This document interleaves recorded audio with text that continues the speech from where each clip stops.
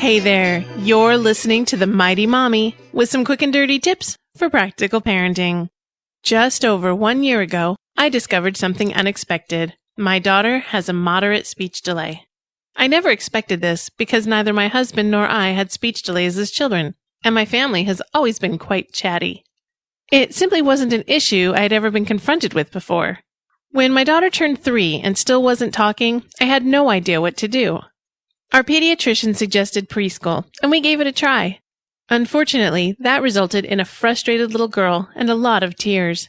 I soon found that I had a friend who had already gone through something similar, and she was able to point me in the right direction. When your child has special needs, no matter how simple or severe, there are steps you can take toward finding the help you need.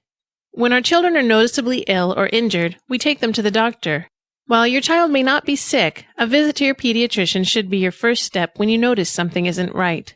All children progress differently, but if certain areas of growth have you worried, tell your pediatrician at your child's regular checkup. If your child is over 2, he may only be having yearly visits. If this is the case, you should set up an appointment with your pediatrician to discuss your concerns. The doctor should address your concerns, run any necessary physical tests, and let you know the results.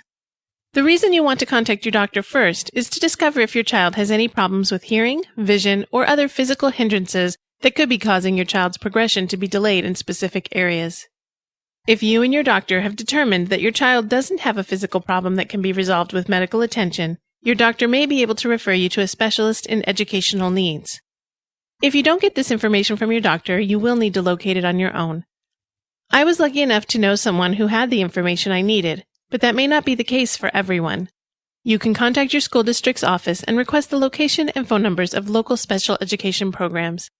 You may also want to check with any local moms, parenting groups, or churches. You're most likely not the only person in your city who has been in this situation. If you want to keep your anonymity while researching this, as some people do, you can check online communities such as mommytalk.com or mamasource.com. There are many other parenting websites available, but these are 2 examples of sites with local communities. You can connect with people in your vicinity and see if they've had to take similar steps with their own children. The friend that directed me to my local testing facility was someone I'd met through the Moms Club. You may also be able to obtain information from local libraries or youth centers.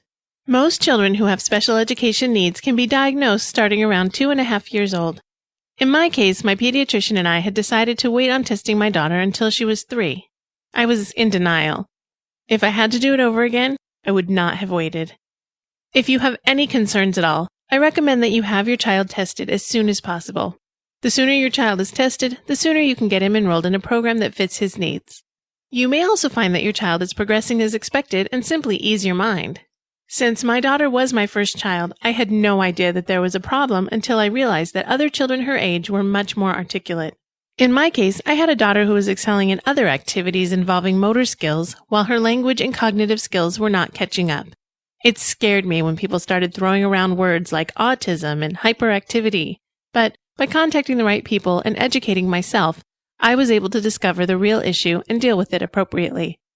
If you have any concerns at all surrounding your child's educational growth, take the steps needed to find out if there truly is an issue. Because I was able to find the assistance I needed, my daughter has been in a terrific preschool program with other children her age.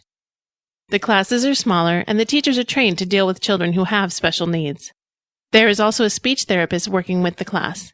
The changes I've witnessed in my daughter over the last year have been amazing. Her confidence is better, and she'll be able to start kindergarten at the same level as her peers. Oh, and now she never stops talking. She's just like her mommy. That's it for now. I hope you've enjoyed the show. Thank you for listening. I'd like to ask you to please take a moment to complete the listener survey that you'll find in the sidebar at the Mighty Mommy website. The website is mightymommy.quickanddirtytips.com. Thanks in advance for taking the time to help us learn more about you and your preferences. If you'd like to request a topic for the Mighty Mommy, you can email me directly at mommy@quickanddirtytips.com or leave a message by calling 206-202-2185. You can also read the full transcript of this podcast at quickanddirtytips.com, where you can leave comments and check out the other great podcasts. This week, Grammar Girl is talking about how to use the word graduated, so be sure to check out her podcast. This is your friend, the Mighty Mommy, wishing you happy and fun parenting.